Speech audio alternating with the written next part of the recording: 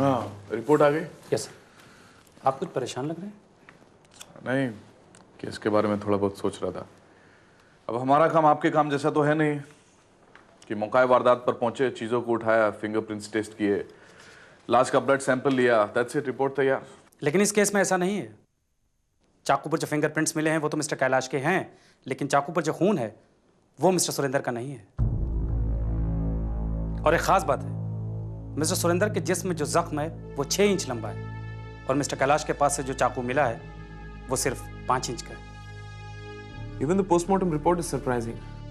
कत्ल करीबन 12 बजे हुआ और हमें फोन आया तकरीबन 12:45 पर, वो भी ये कहते हुए कि खून होने वाला है। इसका साफ मतलब ये है कि जब फोन आया तब तक खून हो चुका था। लेकिन अगर ये खून कैलाश करता तो फिर खून करने के बाद इतनी देर तक 45 मिनट तक वहां क्या करेगा? और अगर खून उस चाकू से नहीं हुआ है तो फिर असली चाकू कहां है, किसके पास है? शायद कैलाश ने चाकू बदल दिया। शायद। चाकू पर जो खून मिला है उसका ब्लड ग्रुप क्या है? ए पॉजिटिव। ए पॉजिटिव। हो सकता है यही ब्लड ग्रुप कैलाश का हो। कॉल अप आरती, आस्क सर। सबके साथ साथ हमने भी कैलाश के इंटेलिजेंस को अंडर एस्टिमेट किया। He is not as simple as he looks.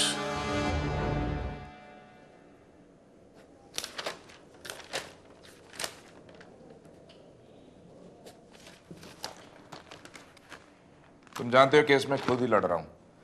ये पेपर्स आज कोर्ट में जमा होने चाहिए, ठीक है? ऑफिस को तो पुलिस ने सील कर दिया, कुछ चाहिए होगा तो घर से ले लेना। ठीक है साहब, बड़े साहब तो रहे नहीं, इस महीने की तनख्वाह रह गई। अरे तो घबराते क्यों? अभी 4-5 दिन में मैं फ्री हो जाऊंगा। हाँ, और तुम्हारी तनख्वाह भी बढ़ा दूंगा, ठीक है? अभी सीधे कोर्ट जाओ। ओके।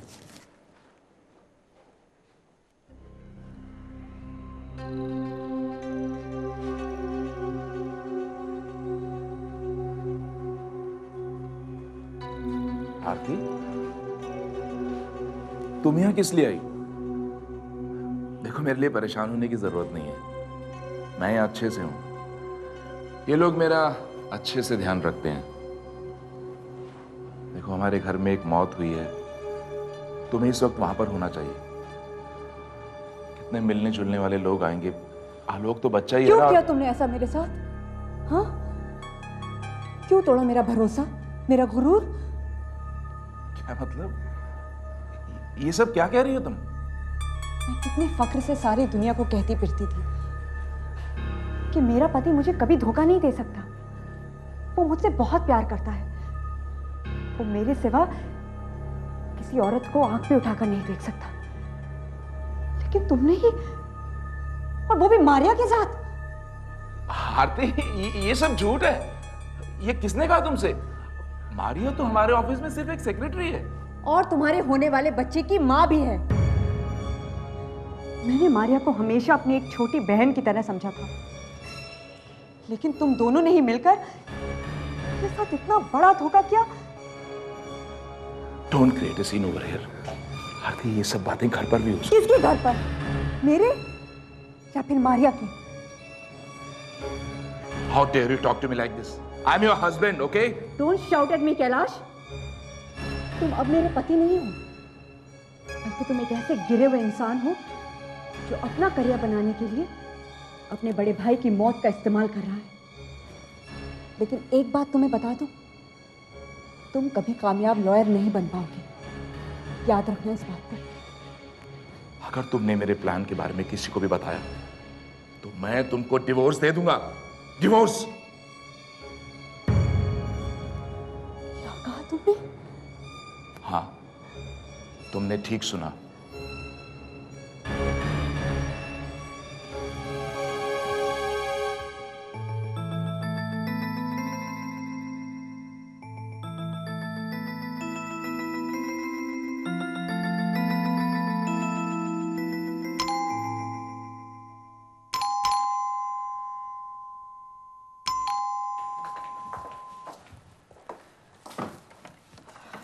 आप?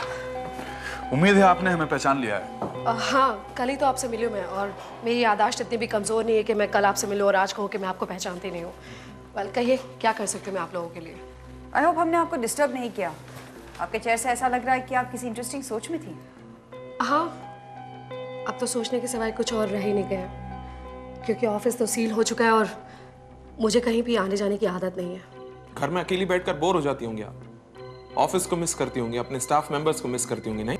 हाँ, नहीं, I mean I don't miss anyone. नहीं, अगर आपको अकेलापन सताता है तो क्यों नहीं कभी कभार जेल में जाकर कैलाश से मिल लिया करती हैं आप। After all he is your boss, now the only boss. Boss है तो इसका मतलब मैं जेल में जाकर मिलूं? I don't think so. Jail में ना सही, मेल में तो मिलती हैं। What do you mean? हमें उस बात का पता चल गया है जो आपने हमसे छुपाई थी। किस बात की बात कर रही हैं आप? कौन सी बात? I don't know anything. वही जो पास आकर धीरे से कहा था।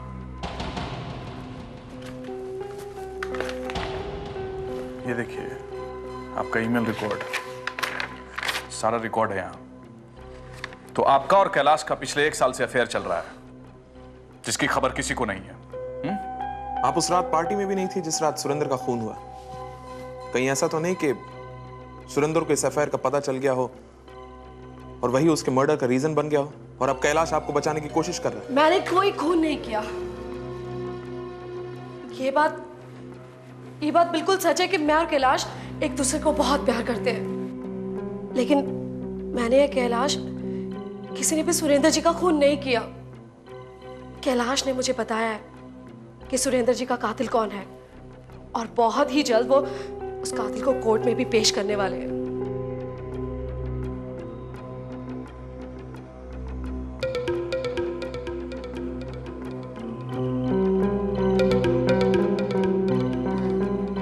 कैलाश ने आपको ये नहीं बताया कि वो खूनी कौन है? नहीं, कैलाश ने मुझे नहीं बताया कि वो खूनी कौन है। लवली पोस्टर ना, सी दिस। या आपने खरीदे ना? कॉन्ग्रेचुलेशंस। कैलाश को ये सब पता तो होगा ही।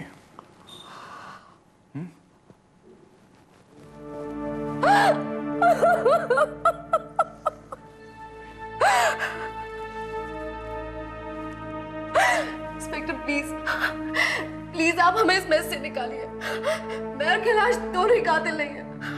प्लीज, मैं आपको सब कुछ सच सच बताने के लिए तैयार हूँ, और अगर आप चाहते हैं तो मैं आपको रिटर्न स्टेटमेंट देने के लिए भी तैयार हूँ। बट प्लीज, प्लीज आप हमें इस मैस से निकालिए। इस समय मुझे और मेरे बच्चे को कैलाश की बहुत जरूरत है। Please save us. That's better. Avni, इनका स्टेटमेंट ले लो, सीधा ऑफिस पहुंचो, वहीं पे मुलाकात करें। हेलो इंस्पेक्टर अर्जुन, कहां तक पहुंची इन्वेस्टिगेशन? यह तो पता चल चुका है कि यह कत्ल तुमने नहीं किया है, लेकिन तुम कातिल को जानते हो। तुमने उसे देखा भी है। वो चाकू भी तुम्ही ने बदला है। कानून को सब कुछ सच सच न बताकर तुमने कानून तोड़ा भी है। तुम्हारी पत्नी आरती और वो मारिया जो प्रेग्नेंट है, दोनों को तुम्हारी बहुत जरूरत है। तुम्हारे बारे में बहुत परेशान रहती हैं दोनों। घड़ी मत देखो, समय तुम्हारे पास बहुत कम है। मेरी समझ में यह नहीं आ रहा है कि आखिर तुम ऐसा क्यों कर रहे हो, किसके लिए कर रहे हो। अगर तुम बचना चाहते हो तो तुम्हारे पास एक ही रास्ता है, तुम अदालत में असली कातिल को पेश कर दो। सोचो, अगर असली कातिल को कुछ हो गया तो पूरी मुसीबत तुम पर टूटेगी। जिंदगी भर जेल में सड़ते रहोगे तुम, और मैं सब कुछ जानते हुए भी तुम्हारे लिए कुछ नहीं कर पाऊंगा, क्योंकि मेरे पास कोई सबूत नहीं है।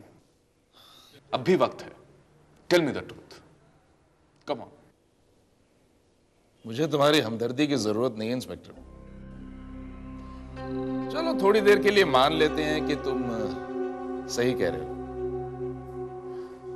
तो मैंने एक कातिल को ऐसी जगह पे छुपाया होगा ना जहां वो सेफ हो, जहां उस तक कोई पहुंच ना सके।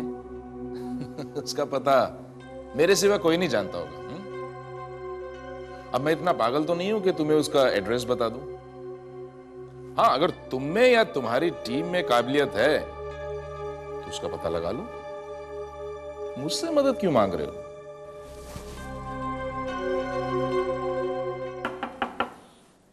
कौन है भाई?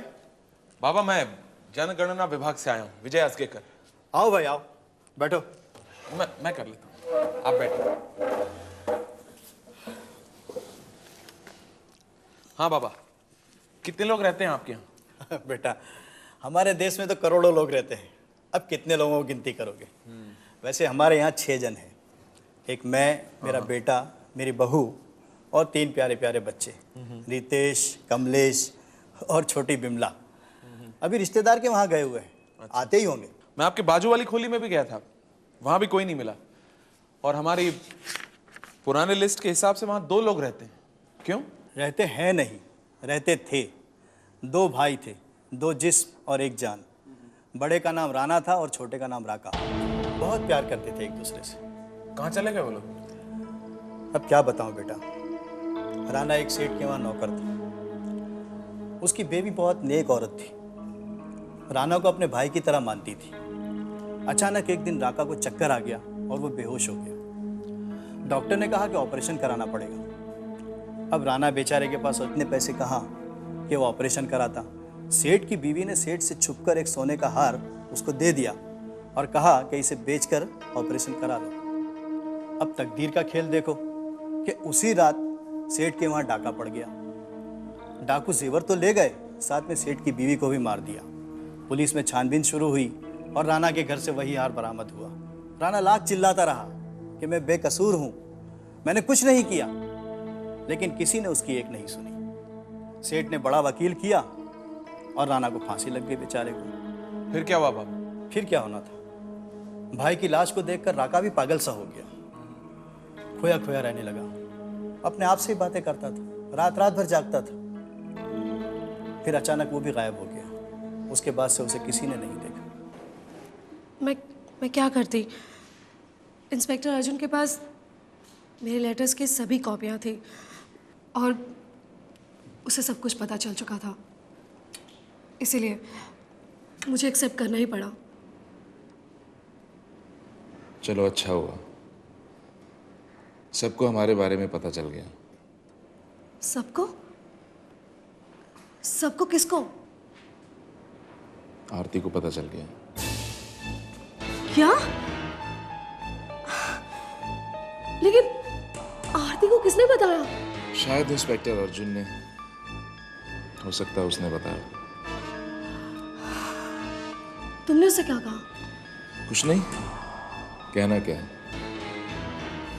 अब हमको किसकी परवाह है। ये केस खत्म होते ही हम लोग लीगली इकट्ठे हो जाएंगे। तुम उससे शादी करोगे? नहीं, मैं आरती को डिवोर्स दूंगा। बेवकूफ और क्या। कहाँ थे तुम? सर मैं आकाश से मिलने गई थी, आरती's ब्रदर। उसने कहा पार्टी से निकलकर अपने एक दोस्त के यहाँ गया था और 3:30 बजे तक ड्रिंक कर रहा था। ये कंफर्म करने के लिए मैं कॉलोनी की चौकीदार से मिलने गई और उससे पूछताछ की।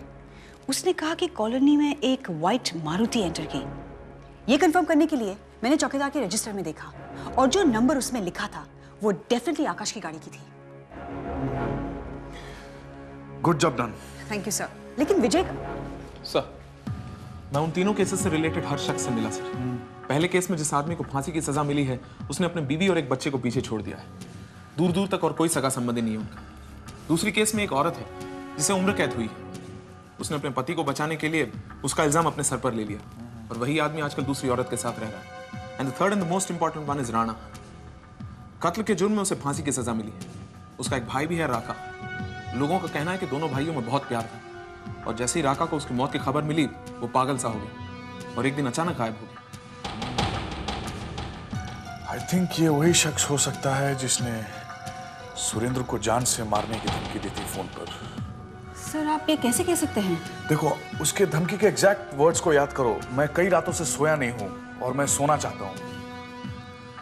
हो सकता है उसी ने उसका कत्ल किया।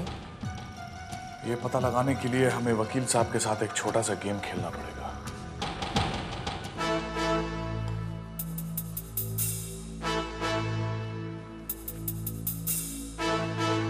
कितनी बार तुमसे बोला है विजय, जब भी शूट आउट में जाया करो तो बुलेट प्रूफ जैकेट पहना करो। तुम्हें गोली लग जाती तो? मुझे क्या पता था वहां शूट आउट होगा सर। मुझे मेरे इन्फॉर्मर ने बताया कि मुकेश मिल्स के पीछे उसे एक आदमी आने वाला है मिलने, जिसका नाम है राका। क्या नाम है? राका। राका सर। राका? जिसने हाल ही में अंडरवर्ल्ड ज्वाइन किया है, जिसका एक भाई भी था जिसे फांसी हो चुकी है। मैंने सोचा नया नया खिलाड़ी है, उसके पास हथियार वगैरह कहां से आएंगे, लेकिन जैसे ही मैं वहां पहुंचा तो उसने तुम पर गोली चला दी। हाँ सर, उसने गोली चलाई, लेकिन मैंने भी गोली चलाई, लेकिन वो भाग निकला। लेकिन मैंने उसका पीछा किया और मैंने उस पर गोली चलाई। गोली लगी उसे? हाँ सर, लगी। तो फिर वो वहां से भागा कैसे? जैसे हिंदी फिल्मों में होता है, बाइक वहां खड़ी थी, सवार होकर फरार हो गया, लेकिन मैंने उसकी पीठ पे गोली मारी। ऑफिसर, ऑफिसर, मेरी बात सुनो, उसको बचा लो ऑफिसर, वो मरना नहीं चाहिए। क्यों बचाना चाहते हो तुम उसको? वो सब मैं आपको बाद में बताऊंगा। For God sake save him, उसे बचा लीजिए। बड़े अजीब आदमी हो यार। अगर हमें उसका एड्रेस पता होता तो यहाँ खड़े होकर तुमसे बातें कर रहे होते क्या? उसे गिरफ्तार नहीं किया होता? सर, आपने मेरी पूरी बात तो सुनी नहीं। क्या? मैंने कुछ दूर तक उसका पीछा भी किया, लेकिन वो गायब हो गया। मैं आपको उसका पता बताता हूँ, मेरे पास उसका पता है, ये उसने खुद लिख के दिया। आप जो कुछ पूछेंगे मैं आपके सब सवालों के जवाब दूंगा। Thank you very much. अभी अभी तुमने थोड़ी देर पहले कहा था कि अगर तुम में और तुम्हारी टीम में काबिलियत है तो इस आदमी को पकड़ के दिखाओ। देखो, उसका एड्रेस अपने आप आ गया हमारे हाथ में। बाकी बातें राका के मिलने के बाद। ऑफिसर मेरी बात सुनो, ऑफिसर प्लीज प्लीज उसे बचा लीजिए, प्लीज बचा लीजिए। ये क्या हो गया?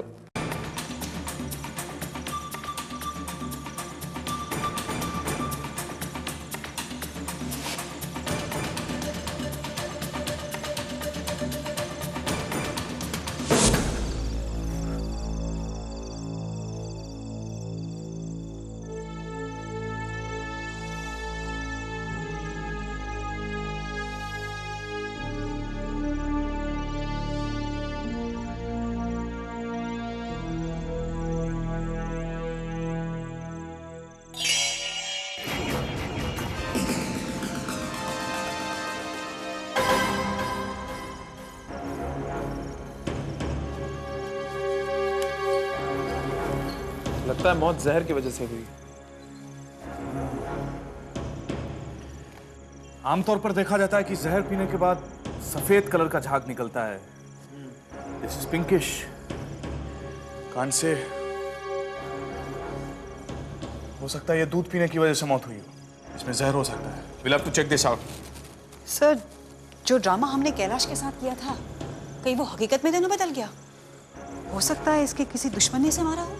नहीं अवनी, आसपास की चीजों को ध्यान से देखो तो ऐसा लगता है कि हाथापाई नहीं हुई है और मारने वाला राका को बहुत अच्छी तरह से जानता था। दोनों के बीच में बैठकर बातें हुई होगी। ये देखो, सी दिस चेयर।